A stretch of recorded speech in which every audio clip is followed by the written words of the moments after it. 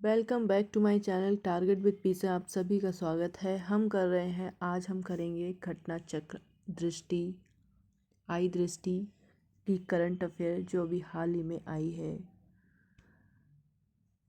इसमें हम रिवीजन करेंगे और प्रीलिम्स 2023 के लिए बहुत ही ज़्यादा इम्पोर्टेंट होने वाली है। इम्पोर्टेंट टॉपिक ही करेंगे, जैसे कि आज हम कर रहे हैं पार्ट ए अंतर्राष्ट्रीय संबंध से रिलेटेड करेंगे। भारत के साथ कौन कौन से देश संबंध स्थापित करते हैं, और चलिए देखते हैं इसके साथ कौन कौन से टॉपिक होंगे वो मैं बता देती हूँ। तो इसमें हम जो 6 से 7 भारत के साथ देशों के साथ जो भी समझौता हुआ है, जो भी अभी आए थे, तो हम वही डिस्कस करेंगे। इसमें जो होंगे भारत के साथ इटली, भारत के साथ जापान का, भारत के साथ जर्मनी, भारत के साथ मिस्र का, और भारत के साथ बांग्लादेश, और भारत के साथ ऑस्ट्रेलिया के साथ हम सभी संबंध देखेंगे, क्या क्या क्या समझौते हुए हैं 2023 में। तो चलिए स्टार्ट करते हैं। भारत और जापान 20 से 21 मार्च 2023 के मध्य जापान के प्रधानमंत्री फूमियो किशिदा भारत की आधिकारिक यात्रा पर रहे।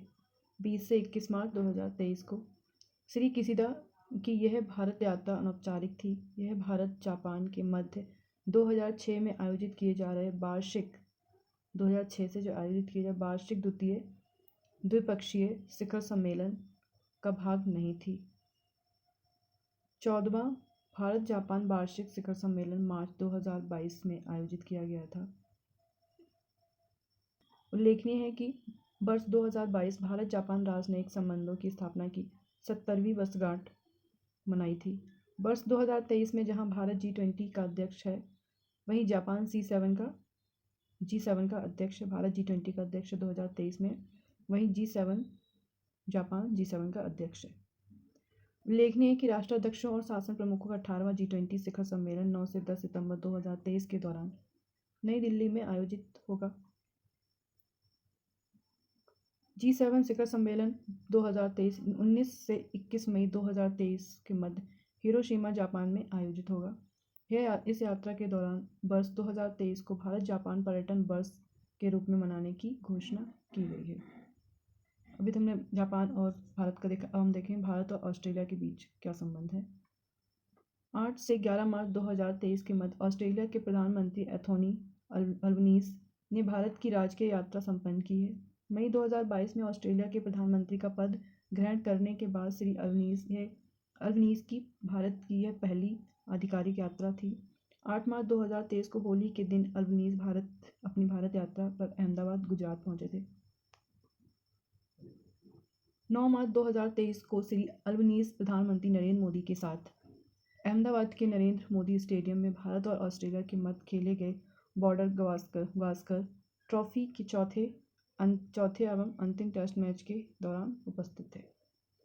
9 मार्च 2023 को श्री अल्बनीज़ ने मुंबई का दौरा किया। 9 मार्च को 10 मार्च 2023 को दोनों देशों के प्रधानमंत्रियों के मध्य नई दिल्ली में प्रथम भारत ऑस्ट्रेलिया वार्षिक शिखर सम्मेलन का आयोजन किया गया। सह यात्रा के दौरान दोनों देशों के मध्य 4 दस्तावेजों का आदान प्रदान किया गया है। 4 दस्तावेज के बारे में देख लेते हैं और भारत और ऑस्ट्रेलिया के बीच कौन कौन से समझौते हुए हैं। ऑडियो विजुअल सह उत्पादन समझौता, खेलों में सहयोग पर समझौता ज्ञापन, नवाचार में सहयोग बढ़ाने हेतु भारत में अटल इनोवेशन मिशन तथा ऑस्ट्रेलिया के राष्ट्रमंडल वैज्ञानिक औद्योगिक अनुसंधान संगठन के मध्य आशय पत्र। चौथा है 2 कार्यबलों यथा सोलर 2 कार्यबल दिए कौन कौन से। एक है सोलर टास्क फोर्स एवं हरित हाइड्रोजन टास्क फोर्स की स्थापना की गई है। यह 4 भारत और ऑस्ट्रेलिया के बीच के समझौते। भारत और ऑस्ट्रेलिया के नवाचार पारित तंत्रों को एक साथ लाने के उद्देश्य से भारत ऑस्ट्रेलिया नवाचार औद्योगिक चुनौती की घोषणा की गई थी। 1 मार्च 2023 को 15 दिवसीय प्रथम जनरल रावत भारत ऑस्ट्रेलिया युवा अधिकारी रक्षा विनिमय कार्यक्रम का आरंभ हुआ था। 2 मार्च 2023 को योग्यताओं को पारस्परिक मान्यता देने हेतु ऑस्ट्रेलिया के मध्य एक ढांचा तंत्र पर हस्ताक्षर किए गए थे। यह दोनों देशों के बीच छात्रों और पेशेवरों की आवाजाही को आसान बनाने में मदद करेगा।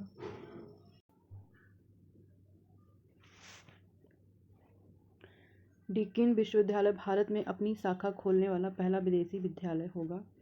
3 मार्च 2023 को ऑस्ट्रेलिया के डीकिन विश्वविद्यालय को भारत में अपनी अंतर्राष्ट्रीय शाखा खोलने की मंजूरी प्राप्त हुई। यह पहला विदेशी विश्वविद्यालय है जिसकी कोई शाखा भारत में स्थापित की जाएगी। डीकिन विश्वविद्यालय गिफ्ट सिटी गांधीनगर गुजरात में अपने अंतर्राष्ट्रीय शाखा परिसर की स्थापना करेगा। इसकी स्थापना हेतु मंजूरी अंतर्राष्ट्रीय वित्तीय सेवा प्राधिकरण द्वारा प्रदान की जाएगी। उल्लेखनीय है कि अक्टूबर 2022 में IFSCA अंतर्राष्ट्रीय वित्तीय सेवा केंद्र प्राधिकरण अंतर्राष्ट्रीय शाखा परिसरों और तटीय शिक्षा केंद्रों की स्थापना और संचालन विनिमय 2022 को अधिसूचित किया गया था। भारत ऑस्ट्रेलिया ECTA 29 दिसंबर 2022 को भारत ऑस्ट्रेलिया आर्थिक समझौता और व्यापार समझौता लागू हो गया है कि भारत एवं ऑस्ट्रेलिया के बीच आर्थिक सहयोग और व्यापार समझौता Indian Australian economic corporation and trade agreement 2 अप्रैल 2022 को हस्ताक्षरित हुआ था। भारत ने वर्ष 2022 के दौरान 2 व्यापार समझौतों को प्रभावी बनाने वाले द्वितीय गौरव हासिल किया। अद्वितीय भारत ऑस्ट्रेलिया ECTA से पूर्व 1 मई 2022 को भारत UAE व्यापार आर्थिक साझेदारी समझौता लागू हुआ था। यह एक दशक से भी अधिक की अवधि के बाद किसी विकसित देश के साथ भारत का पहला व्यापार समझौता होगा।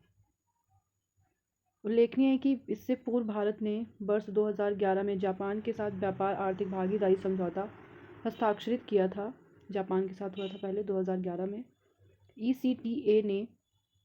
ECTA के लागू होने से सभी टैरिफ लाइनों पर शून्य सीमा शुल्क के साथ भारतीय वस्तुओं को ऑस्ट्रेलिया बाजार तक पहुंच प्राप्त होगी।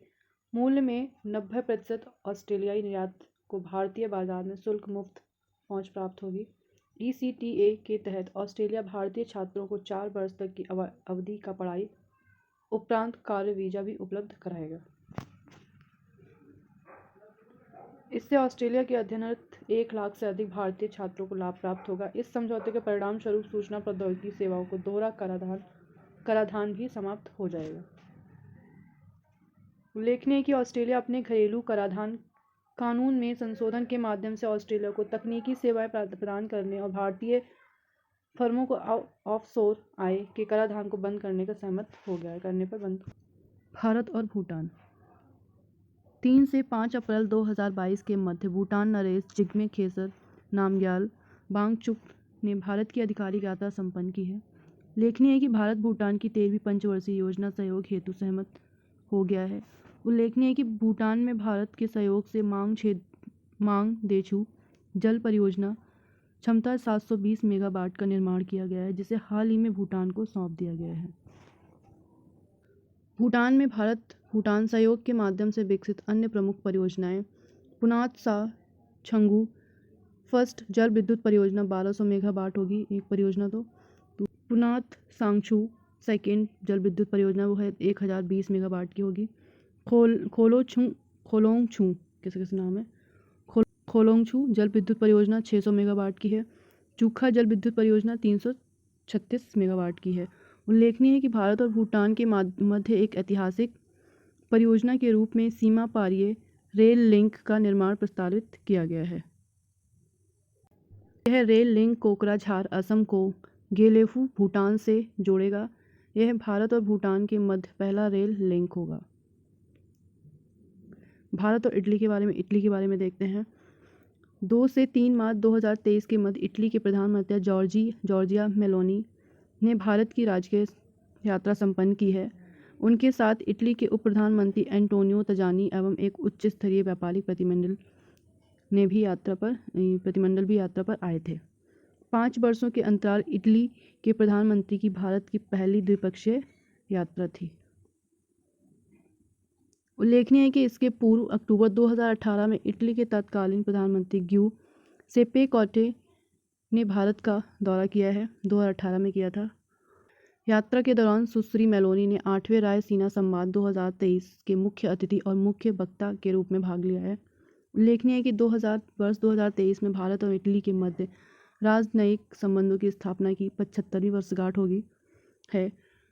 यात्रा के दौरान दोनों देशों के प्रधानमंत्रियों ने भारत और इटली के संबंधों को रणनीतिक भागीदारी के स्तर तक उन्नत करने का निर्णय लिया है।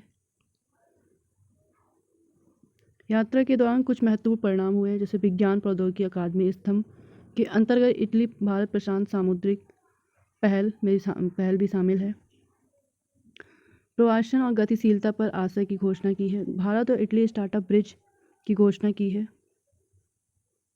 रविंद्र भारती विश्वविद्यालय कोलकाता स्थित इटली में वाणिज्य दूतावास के बीच MOU भी शामिल है इसमें। अब देखते हैं भारत और जर्मनी के बीच की यात्रा देखते हैं। 25 से 26 फरवरी 2023 के मध्य जर्मनी के चांसलर ओलाफ सोल्ज ने भारत की राजकीय यात्रा संपन्न की है। अपनी यात्रा पर 25 फरवरी को नई दिल्ली पहुंचने के बाद उन्होंने 26 फरवरी 2000 को बेंगलुरु का दौरा किया। वर्तमान भूमिका जर्मन चांसलर में श्री सोल्ज की यह पहली भारत यात्रा थी। उल्लेखनीय है कि इससे पूर्व वे वर्ष 2012 में हैम्बर्ग शहर के मेयर के रूप में भारत आए थे। साथ ही यह भी 2011 में द्विवार्षिक अंतर सरकारी परामर्श तंत्र के शुरू होने के बाद किसी जर्मन चांसलर की पहली यात्रा थी। इस यात्रा के दौरान दोनों देशों के नवाचार एवं प्रौद्योगिकी पर सहयोग में वृद्धि एक विजन वक्तव्य पर सहमति व्यक्त की। अब देखते हैं भारत और मिस्र के बारे में। 24 से 27 जनवरी 2023 के मध्य मिस्र के राष्ट्रपति अब्देल फतेह अल सीसी ने भारत की राजकीय यात्रा संपन्न की। यह भारत उनकी दूसरी यात्रा थी भारत में। उन्होंने उल्लेखनीय है कि इसके पूर्व श्री सीसी अक्टूबर 2015 में तीसरे भारत अफ्रीकी फोरम समिट में भाग लेने हेतु सितंबर 2016 में राजकीय यात्रा भी भारत आए थे। 26 जनवरी 2023 को भारत के 74वें गणतंत्र दिवस में अवसर पर श्री सीसी मुख्य अतिथि के रूप में उपस्थित रहे हैं। यह पहला अवसर था जब गणतंत्र दिवस के अवसर पर मिस्र के राष्ट्रपति मुख्य अतिथि के रूप में आमंत्रित किया गया था। मिस्र की सेना एक सैन्य टुकड़ी ने भी गणतंत्र दिवस परेड में भाग लिया था। उल्लेखनीय है कि वर्ष 2023 में भारत और मिस्र के बीच राजनयिक संबंधों की स्थापना 75 वर्ष पूरे हो गए हैं। वर्ष 2023 में भारत G20 अध्यक्षता के दौरान मिस्र को अतिथि देश के रूप में आमंत्रित किया गया है। यात्रा के दौरान भारत मिस्र संबंधों को रणनीति भागीदारी तक उन्नत करने की घोषणा की गई है, जिसमें राजनीति, सुरक्षा और ऊर्जा आर्थिक क्षेत्र भी शामिल है। यात्रा के दौरान विभिन्न क्षेत्रों में 5 MOU पर सहमति बनी है जो निम्न है। साइबर सुरक्षा के क्षेत्र में, सूचना प्रौद्योगिकी के क्षेत्र में, संस्कृति के क्षेत्र में, युवा मामलों के क्षेत्र में सहयोग के क्षेत्र में, प्रसारण के सहयोग के क्षेत्र में। उल्लेखनीय है कि भारत को सितंबर 2023 में प्रस्तावित मिस्र के त्रिसेवा अभ्यास ब्राइट स्टार में भाग लेने हेतु आमंत्रित किया गया है। भारत और बांग्लादेश। 5 से 8 सितंबर 2022 के बांग्लादेश की प्रधानमंत्री शेख हसीना ने भारत की राजकीय यात्रा संपन्न की है। यात्रा के दौरान बांग्लादेश की प्रधानमंत्री 8 सितंबर 2022 को अजमेर में सूफी संत ख्वाजा मोइनुद्दीन चिश्ती की दरगाह का दौरा किया। यात्रा के दौरान जल शक्ति मंत्रालय, भारत सरकार और जल संसाधन मंत्रालय, बांग्लादेश सरकार के बीच भारत और बांग्लादेश की सीमा पर बहने वाली नदी कुशियारा से पानी की निकासी पर समझौता ज्ञापन हस्ताक्षर किए गए हैं। कुशियारा नदी बराक नदी की वह शाखा है जो असम से होकर बांग्लादेश में प्रवाहित होती है। यात्रा के दौरान दोनों नेताओं द्वारा मैत्री ऊर्जा संयंत्र की प्रथम इकाई का अनावरण किया गया है। उल्लेखनीय है कि मैत्री ऊर्जा संयंत्र 1320 मेगावाट का सुपर क्रिटिकल कोयला आधारित ताप ऊर्जा संयंत्र है जो बांग्लादेश में खुलना डिवीजन में रामपाल में स्थित है। संयंत्र $2 मिलियन की अनुमानित लागत से स्थापित किया गया है, जिसमें 1.6 बिलियन डॉलर की भारतीय विकास सहायता शामिल है। इसके अतिरिक्त दोनों पक्षों द्वारा रूपसा रेल पुल का भी उद्घाटन किया गया है। 5.13 किलोमीटर लंबा यह पुल बांग्लादेश के मोगलापतन को खुलना खुलना से जोड़ता है।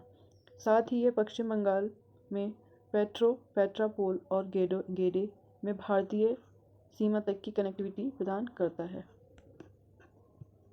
देखते हैं भारत और बांग्लादेश की पाइपलाइन क्या है। 18 मार्च 2023 को प्रधानमंत्री नरेंद्र मोदी और बांग्लादेश की प्रधानमंत्री शेख हसीना ने संयुक्त रूप से वर्चुअल माध्यम से भारत और बांग्लादेश मैत्री पाइपलाइन का उद्घाटन किया है। इस पाइपलाइन का निर्माण की आधारशिला सितंबर 2018 में रखी गई थी। IBFP भारत और बांग्लादेश के बीच की पहली सीमा पार ऊर्जा पाइपलाइन है। इसमें बांग्लादेश को 1 मिलियन मीट्रिक टन प्रति वर्ष उच्च स्पीड डीजल को परिवहन करने की क्षमता है।